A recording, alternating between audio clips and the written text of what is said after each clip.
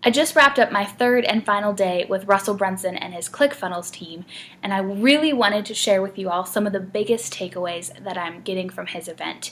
It was filled with keynotes by him, really great other speakers offering tips on copies and different types of funnels they've used.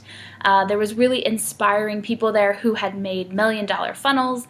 Super cool to meet them, and also I hadn't heard of almost any of the entrepreneurs that were winning these awards. So that's always really cool to know. Sometimes we might feel the marketplace is a little crowded, but there's so much more opportunity online. So if online is your dream, don't give up just yet. Come to this event next year and see what's really possible. But I wanted to share some of the biggest takeaways with you that I'm taking from this event that I will be implementing soon in my business. And I also wanted to share this really great t-shirt with you that is one of 3 I got for free at this event. One of the takeaways was they talked really about building a culture, and getting people excited and giving them a new identity. But we will get into that later on in this video. So today I'm going to share with you 7 big takeaways from Funnel Hacking Live 2017.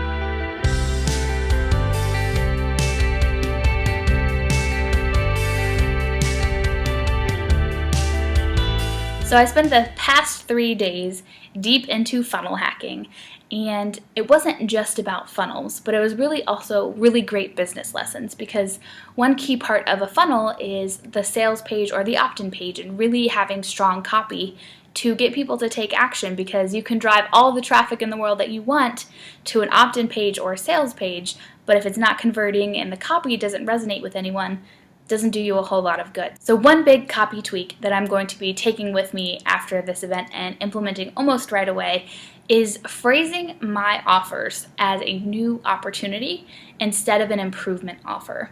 If your headline or your copy has any ers in it, that you can be better, faster, stronger, if you want to say do this faster or do anything like that, you are having an improvement offer, and this might actually be hurting your sales.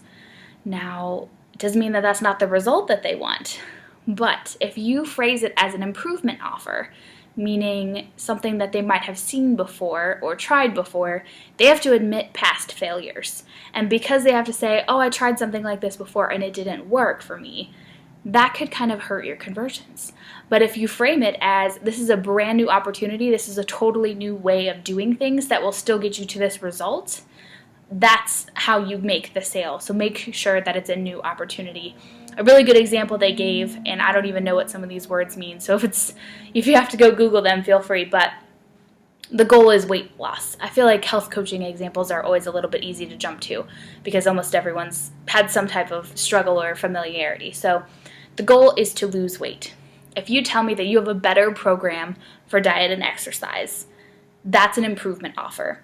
I've tried diet and exercise before if I'm someone who's trying to lose weight and it didn't work for me. But if you say your body needs to be in a state of ketosis and ketones are the key to losing weight, then that's a whole new opportunity. That's saying like, oh, it wasn't me that was missing, it was maybe this new way of doing things that was missing. So if you can find a way to frame your offer as a new opportunity instead of an improvement, and I hope that example cleared it up for you, that's one of the best ways to start increasing sales conversions using your copy. So my next takeaway was from a talk by Todd Brown, and he told us about the promise exposure spectrum. This was to kind of gauge where your audience is in terms of hearing about your solution. So there's a promise and a promise expanded, and then a promise plus unique mechanism. So taking the weight loss example again, the promise is lose weight. I've probably heard that from tons of different programs if I've been looking for a weight loss solution for a long time. So I am burnt out and jaded on you saying that this is going to help me lose weight. So the next phase would be promise expanded. So how can you say lose weight and? So this would be, so let's just say we're talking about a fat burner pill, which was the example he gave. So the promise is take this pill and burn fat. The promise expanded is take this pill and lose 10 pounds.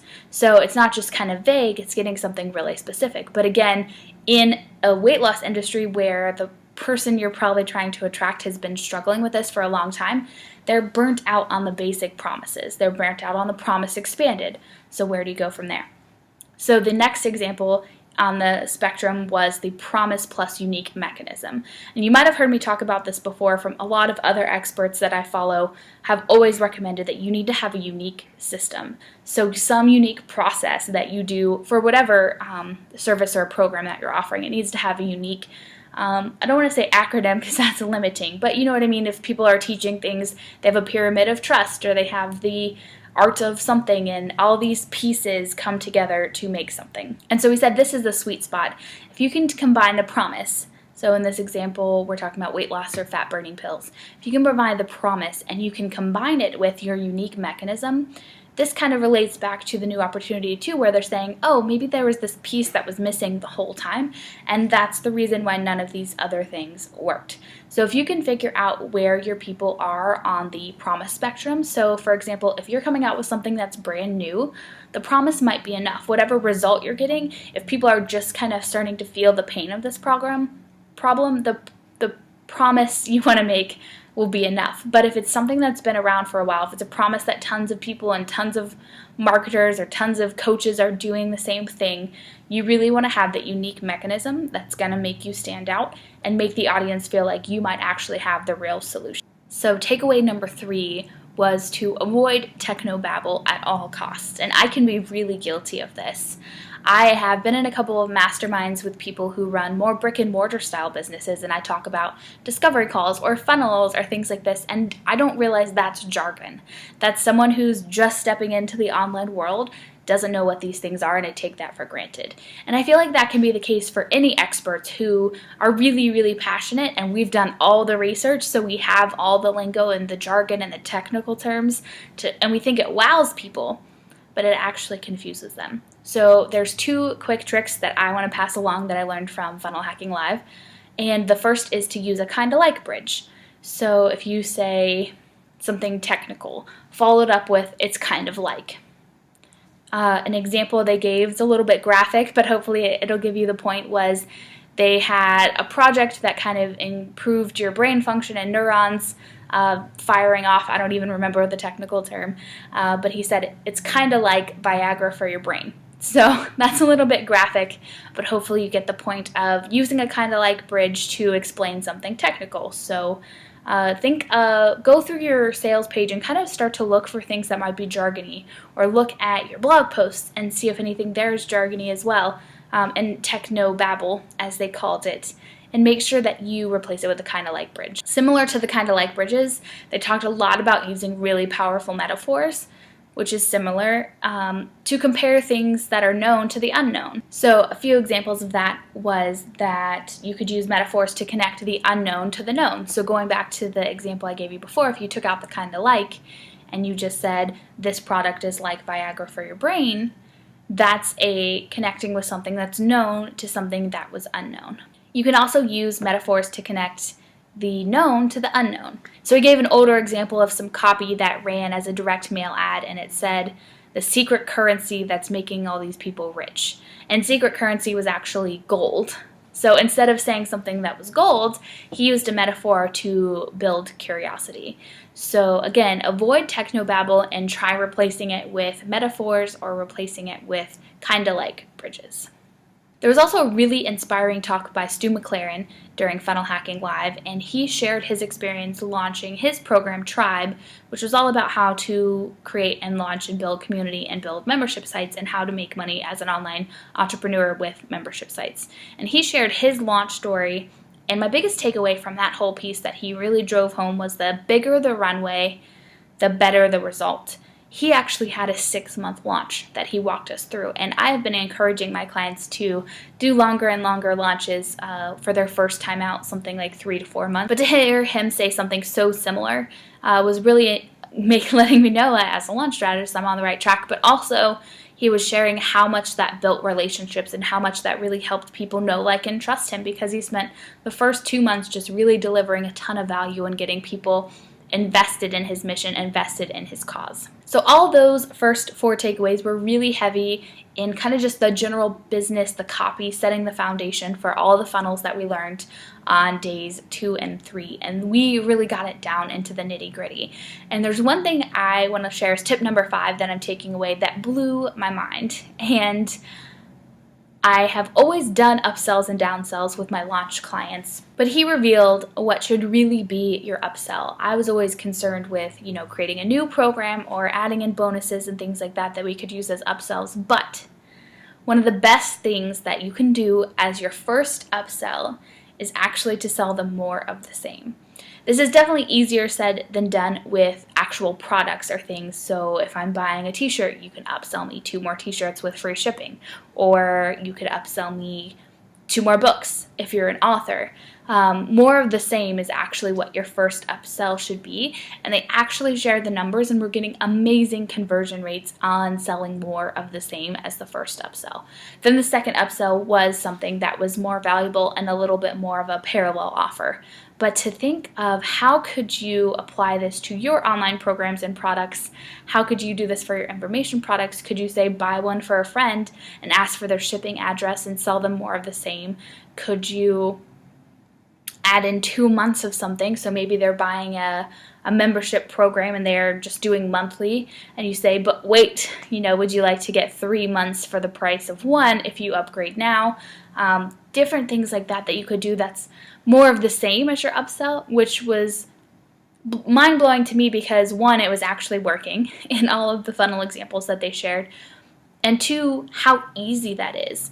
I know as online entrepreneurs, we're constantly creating new content and new things, but to think of like, oh wait, it can just be more of the same as the first upsell takes off so much pressure, and you should go put one of those upsells in place right now. So the 6th takeaway that I want to share with you is really about driving traffic and Facebook ads, and how do you get people to come to your opt-in page and opt in. One great tip that was shared in terms of Facebook ad was really to hyper target and call your audience out by name as much as you could. So for example, he gave the idea of targeting the top 10 cities, so New York, LA, wherever else you'd want to target, or if you're a local business, to just target locally. But he was selling products on Amazon, and he ran ads that said, hey New York, why are you still settling for this old tea kettle? There's much better things out there. And I know that sounds a little bit silly, but by calling them out based on location, it was essentially saying like, hey you, it's as close to personalization as we can get with Facebook ads and not seem like Big Brother where we're, doing the same thing we might do on our email servers where we insert their name. So it was really interesting to me how well this was working for him, and it could also totally apply to if you wanted to target people who are interested in different things. So maybe you're a health coach and you want to, CrossFitters are doing their thing, so you could say like, hey CrossFitter, do this and target them based on what they like, or hey My Little Pony fan, or hey Little Ponies, anything like that you think you would want to target. There's so much advanced analytics with Facebook ads that if you can call your audience out by name and say, hey, yeah, I'm really talking to you, not just like, hey, everyone, hey, males and females 25 to 35, it was a really powerful shift in advertising, so definitely try that on your next campaign. The last and final tip I want to leave you with, again, is about traffic and how to make the most out of people that you're driving to your opt-in pages and your content. And you've probably heard the term, or this could be technobabble, cold leads, warm leads, and hot leads. And if you were like me, you might have been sending all of those leads to the same opt-in page, but apparently that's a really bad idea, because depending on where they are in the lead cycle and their temperature depends on actually what they're most likely to do for you. So I had essentially been treating everyone like a warm lead, which Russell suggested sending to your opt-in page or your bribe or your quiz or your freebie. These are the best people to take from, say social media or something like that and drive to this.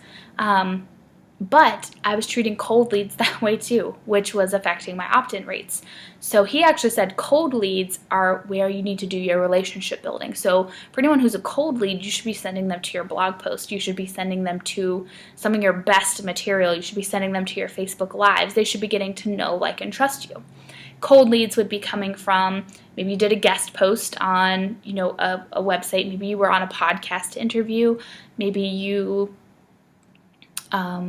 did an affiliate partnership, or a JV partner emailed his list about you. You don't want to say, send them to this thing. You really want to start, bring them into your community. If you have a free Facebook group, cold leads, send them somewhere that they can know, like, and trust you before you ask them to opt in. Now, you might have opt-ins on those blog posts that you want to direct them to, which is a great idea, or in the sidebar, but you're not hard pushing to get the email. You're saying, this is a whole bag of cold traffic. Maybe some of them would or would not be interested. So make your topic broad, make your headline broad, appealing to a masser pain point rather than kind of something specific. And then for warm leads, those are the ones who you do want to get that email opt-in and you do want to get them to be nurtured. And obviously hot leads are going to be those raving fans that just want to buy anything that you ever come out with. You might be a raving fan for some people. There were a ton of ClickFunnels raving fans at this event, and they were ready to buy anything Russell had. I hope you found these tips helpful. Sorry if I got a little carried away. It's been a really long 3 days, but I really wanted to share these tips with you this week while the ideas were fresh in my head, even with this bad hotel lighting.